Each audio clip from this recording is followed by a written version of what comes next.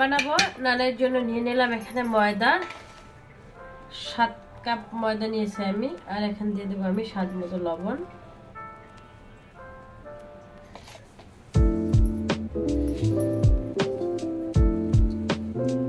চিনি।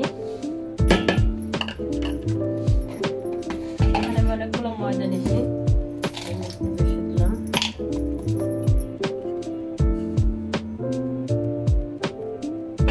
এখানে আমি দিয়ে দিলাম হাফ কাপ ইস্ট দিয়ে দিলাম।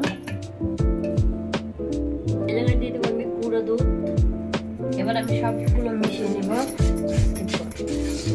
এখানে দিয়ে দেবো আমি তেল, সয়াবিন তেল।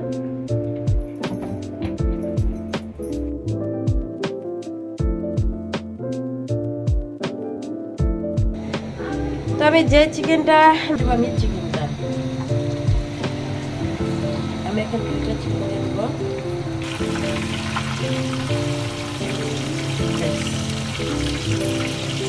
সালাদ তৈরি করতেছি। সালাদটা যেটা নিয়ে নিচ্ছে ধনিয়া পাতা দিয়ে দিলাম, তারপর রসুন আর দিয়ে দেবো আমি এখানে পুদিনা পাতা,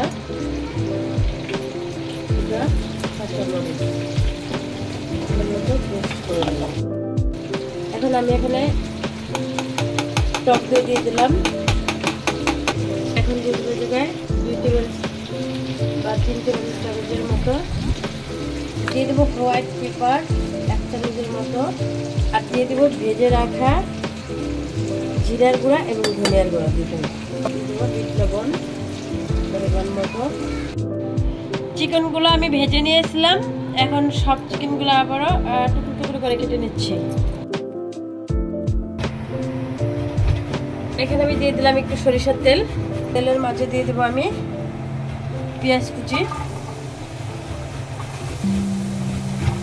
মরিচ কুচি। এবার দিয়ে দেবো অল্প একটু লবণ।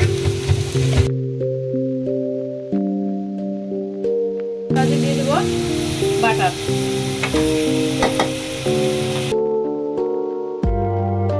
এখন দিয়ে দেবো আমি এই জায়গায় একটু গাজর।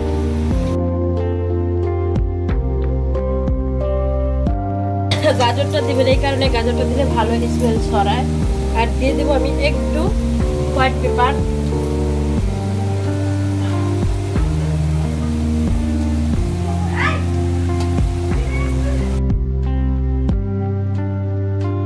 যেটা ভাজবো একটু সরিষার তেল দিয়ে দিলাম এখানে।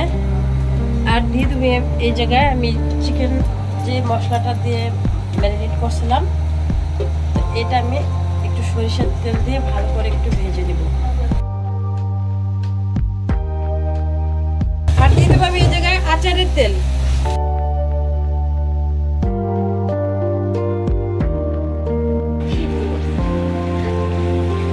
এখানে আমাদের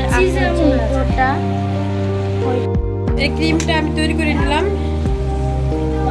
আচারের যে মানে চিকেনের যে ক্রিমটা থাকে গায়ে লেগে, তাই আমি তৈরি করে নিলাম। চিকেনগুলো সব কেটে নিয়েছি। যেহেতু এটা ঝুরা চাপ বানানো হবে, এর জন্য ঝুরি চাপের জন্য এটাকে আমি একবারে কুচি কুচি করে কেটে নিয়েছি চিকেনটা ফ্রাই করে।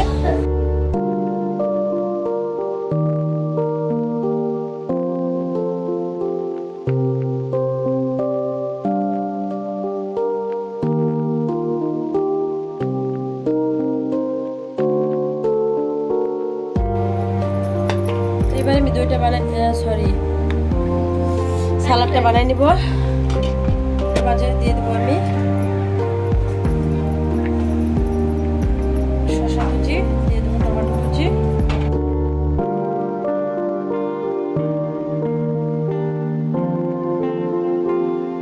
তো এই বানিয়ে নিলাম চিকেন ঝুরি চাপ, যেটা হোটেলে বানায়।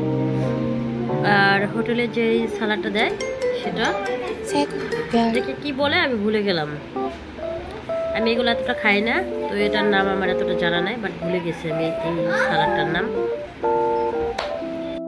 নানটা বানিয়ে নিছি। তো নানটা আমাদের তো মিশিং নেই, মিশিং না থাকার কারণে এটা ফ্রাই প্যানে ভাজছি, একটু তাড়াহুড়া করে ভাজছি। এটা সাদা করেও ভাজা যায়, বাট একটু তাড়াহুড়া করে ভাজছি। ভিতরটা একটু দেখাই আপনাদের, দেখেন ভিতরটা কিন্তু অনেক সুন্দর হয়েছে, উপরটাও যদি একটু হয়ে গেছে, অনেক সুন্দর।